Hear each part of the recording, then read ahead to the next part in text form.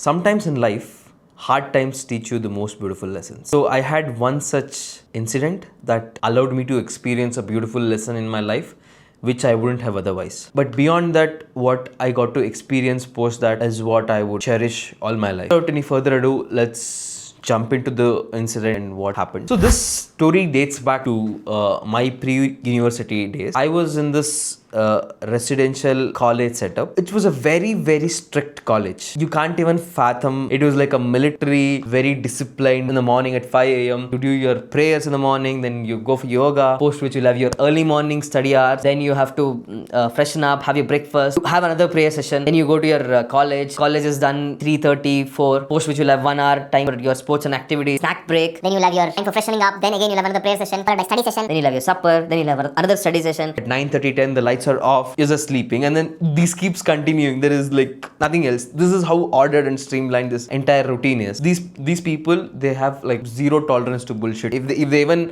identify that you would potentially do something, you're screwed. Give an example, right? This college has a track record of expelling people for bringing snacks from outside, for bringing gobi manchuri from outside of the campus. Expelled those guys from college and hostel. That is the level of strictness that this college has. And me and my friend Fernandez, we sneaked in a phone into this college. A phone is like it's like a cognizable offense. It's like without bail you'll be arrested. You can't even imagine somebody sneaking in a phone into this setup. And my friends sneaked it in. So this was the entire premise. So we were using the phone. I mean, I'll not walk you through all those details. We were using the phone. At one point in time, we were caught. And sources say that one of our roommates ditched. Shit happens in life. It happened, can't help. The authorities got to know that, had understood and learned that some kids have phone in their rooms. Mind you guys, it was so traumatizing. It was a very, very, very ugly phase. It was a very, very bad phase in my life. Our room leader was called and he was investigated thoroughly. I had no clue. And then after which Fernandez also was called. Then once Fernandez was called and he was gone for a very long time, I think I started feeling a little scared what might have happened. College was done. I was back to my room and Fernandez has this poker face. He has a smile, he's a grim on it. He's also sad. He's breaking on the news. He's saying that we are fucked, we are dead. They've got to know that we have phone, we are screwed. I was shocked. I was like, I don't know. I was blank. I don't know what to talk. I don't know what to say because this is such a big thing. The college, they don't mind expelling you. They don't mind throwing you away. I'm learning that I'm caught. Of course, phone was Fernandez, but I had used it. Lucky me, I had my Facebook logged in. I had selfies and photos with Fernandez. Been using it to like watch all the scores on CricBuzz, follow Rohit Sharma's things. What I'm trying to basically tell is I've used that phone. There is proper evidence that I've used that phone. The moment you unlock the phone, we'll have evidence that I've used it. So I cannot claim that I've not used the phone. After Fernandez broke the news, in 2 to 3 minutes, I was in a blank state. I don't know what to do. I was confused. Suddenly, somebody is telling me that so-and-so person is calling you. Person is like the investigative authority for this case. Oh yeah, back there, we call it as a case. Anything that happens is a case and all these investigations will happen. And we have like such a high-profile case. We have a phone in that hostel. It is like unimaginable. The chairman, he calls me and starts questioning me, and I'm like, I told him, yeah, I have used it a couple of times. And he asked me to write an apology letter, and I wrote apology letter saying that I have used it a couple of times to watch score and things like that. The chairman went to the apology letter, and all of a sudden he's like, who's going to mention about the camera? I was shocked. Yeah, Fernandez also had a camera. Fernandez had a lot of things, like unbelievable. We had an iPod. We had so many things. We had done so many stupid stuff. And the major case is like mobile. I didn't know that they knew something else as well. I'm like, okay. And then I sneaked in and like added an extra line saying, you also had a camera. And then we go. I went, then he's like, go get it signed from your warden. I go to the warden. Why didn't you write about the egg puff? Egg puff? What is this? Because we had talks of getting an egg puff, but that never happened. And then I was trying to connect the dot. I realized that Fernandez had gone to play some sports tournament outside and he had got a puff and Pepsi or something like that. He had reserved one for me. I remember consuming it later in the night. That's all. So I thought maybe he's mentioning about that. And I told him, sir, I remember that I had eaten a puff, but I'm not sure if it is an egg puff or a veg. I strongly feel that it is a veg puff. That person, that warden, he was furious. He was frustrated to the peaks. He is like grabbing his phone and he's like, let me call your dad and tell him that your son doesn't even know what is the difference between an egg puff and a veg puff. No, please don't do that. My entire goal was to somehow make sure that this news doesn't reach my parents. It was very highly unlikely that it would not happen, but somewhere I was hoping that it won't reach my parents. Any other punishment, anything else you would have told in the world, I would have done it. That was the last thing that I wanted. So I like immediately was like, okay, I'll write it as an egg puff. And I don't know. I should ask Fernandez. I don't think it was an egg puff till date. I didn't know what exactly. I didn't know how much to confess, how much to keep, because I did not get a chance to sit and discuss with Fernandez. What exactly you gave them out? What exactly should I tell? What should be our story? We had no time to plan anything. Trying, I'm like pleading them to let me go, and they think I am some criminal who's like was to be like I'm a weed that has to be eliminated. Not even this much empathy on me at that point in time. Agreed to give out all the details, like, and then I decided to like I'll write everything from mind you, I had almost written like 8 or 9 full pages, like front and back story. This is a moment that I'll cherish in my life for like ages. I'm so lucky that I got to have a friend like Fernandez. I'm so lucky to see a person with such character. So what happened was I was locked in there for at least 2.5 hours. I'm writing all these things. Fernandez was let go because his investigation was done and he told whatever he had to tell. So he was let go. He was doing his normal chore. Nobody would have done this. Fernandez did that. He came, he started like shouting and yelling at them. Like, why the hell are you guys bothering my friend? It was my phone. It is my responsibility. Throw me out of the college. I'll happily go. Don't bother him. Guys, I cannot have another crazy incident in my life. I don't even want to have anything more. This is like the peaks of friendship. This is like the peaks of standing for the person who means to you a lot, whom you love a lot, who's your friend. The way he stood, and he himself is drowning. It's my phone, it's my mistake. Why are you bothering him? But this was like one of the best moments in my life. I mean, Fernandez is another god level person for me in my life. So after, of course, he was the reason I was drowning in the pool. Of course, I can't blame him entirely. It was equally my fault as well. Thanks, Raf Fernandez. My only goal was to somehow avoid this matter reaching to my parents, and then eventually they had a committee decision. I think they decided to like throw us out. Fernandez told me that he was called and he was asked to inform his parents that he had to leave, but nobody told me anything about that. I even called my parents and they pretty much acted normally. So I somewhere thought that maybe I was to be let go. So I'm thinking I'm safe. And then Fernandez is exiting, my parents are entering. I was gone.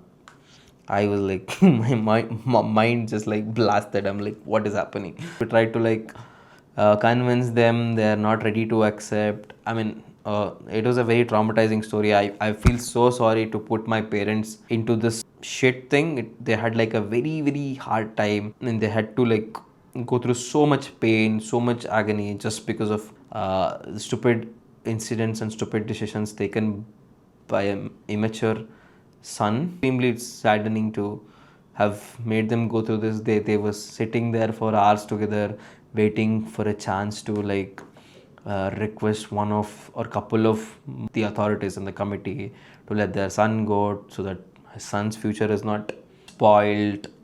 They had to go through, and then they had to like come back a couple of days later because one of the person was not available, and once they came back they were not even treated properly. The person whom they had to speak went into his room and he slept off, and his door would have a sign saying do not knock or do not disturb. So when we are like going to request, we can't even bother him. So my parents had to like, they didn't even provide any accommodation. It was like a remote village. They had to like go 20-25 kilometers late in the night, rest somewhere else, and then again come back in the morning and discuss all these things were happening when my father was very busy with his job. He had a lot of tensions there. So it was such a traumatizing thing. The day that my parents came to the campus, right, you won't believe me, my mom gave my dad like 3 or 4 drumsticks which she had kept it in her bag, and my dad took them and he started bashing me like thup thup thup. And he was sent out from the hostel. He was sent out. He just left. My parents came that day. They discussed. One of them said it's okay. One of them said no, it's not okay. But that one of the other main authority was not there, so they had to go back. And I was still in the hostel. And in between, they had to come back. The second time when they were troubled, right? I felt very bad. I felt so bad. So this is the moment. This is the reason why I decided to share the story, the beautiful lesson that I learned here, right? So what happened was I felt very, very bad. I felt very, very bad that I making my parents go through all these things. They were tearing up for me. They were waiting. They didn't have to do any of this if I had not put them into this situation. My parents were sitting and they were angry on me. They're like very obviously. I would have like, if I had a son like that, I would have punched his face. I felt very sad. I just started crying in front of them, and then I like said sorry for putting you guys into all these things. I really did not want any of this. I was I was just like asking them to forgive genuinely. I mean, it was not just because I had to like I did a mistake and I had to forgive. I could not see them go through all those pain. I was like, I'm extremely sorry, and I was just like crying and I was seeking forgiveness. So after which, guys, believe it or not, from that moment my father told me that it's okay. When he said it's okay, from that day till date, he has never mentioned or mocked me for this situation. Never, never, never. I mean, he forgave me like for life. He just forgave me. After which we had lot of trouble. We had to like make a house there. We had to commute a lot. My mom had to stay back here. My dad cooked food for himself for the next 3-4 months. We had like so much problems and lot of hurdles, but not even once he brought this back. Even my mom, never have they ever brought it back. The way they forgive, right? I mean, that day I understood what forgiveness means. Till date, my dad never brought that back. I can't believe, like, humans are used to, right? Like, whenever somebody makes a mistake, even though we forgive, we are used to like remember that and keep bringing up when to our advantage. And like, how can somebody forgive another person like just like this? I was not even punished enough. That like sits in my heart for life. I don't know. It's just their greatness. I mean, I'll just fold my hands and tell that my dad, my mom, they're like, I mean, they're second to none. I wouldn't have done this. I couldn't ever do this. But they just like forgave their son who made their life so difficult, and they never ever decided to bring that back. So this thing, right, this stays in my heart. Given a chance to forgive people, whatever, however big they might have done, the moment I think they realize the mistake, they should be forgiven fully. That's what I learned from these legends. And my friend Fernandez, the way he stood for me, despite him drowning in the water, like having hard time, he did not have to do any of those things. I mean, we see such things in Ramayana, Mahabharata, like we hear them in like or some fantasy novels. These kind of people where they stand for their loved ones. But the way Fernandez stood, I mean, I don't have that much of a character to have done. I might not have done if I was in place of Fernandez, but the way Fernandez stood for me, that stands out in my heart. These are the kind of people for whom I would take a bullet in my heart. And another friend, Harshit, he was also like there throughout the incidents. He was there for me as an emotional support. He was helping me. He was feeling bad about how to see my parents in that state. He did not like how the people there, the authorities there treated my parents. He still sometimes keeps telling how bad their approach was towards this incident. But that's fine. It had to meant to happen that way. It happened. No complaint. The way he stood for me, he was in chat with friends to arrange a local accommodation for me without having to bother my parents and all of those things. Again, he has like mad respect from my side. This is what I got to learn by putting myself into a big ditch. But whatever I learned, I couldn't have learned it otherwise. I feel so honored to have experienced all these extreme, beautiful emotions from my friends and parents. Forever I'm indebted to them. So yeah, that's all. Start forgiving people the moment they realize their mistake. Forgiveness is something that is rated so highly, I have no words to explain. That was about my story. Special thanks to my friend Fernandez, Harshit, and my beloved parents, and all my friends who were there for me. Thank you so much for pushing me through from the situation, and I'm extremely sorry for putting you all into such tough times. I still feel bad, but it is what it is. Thank you.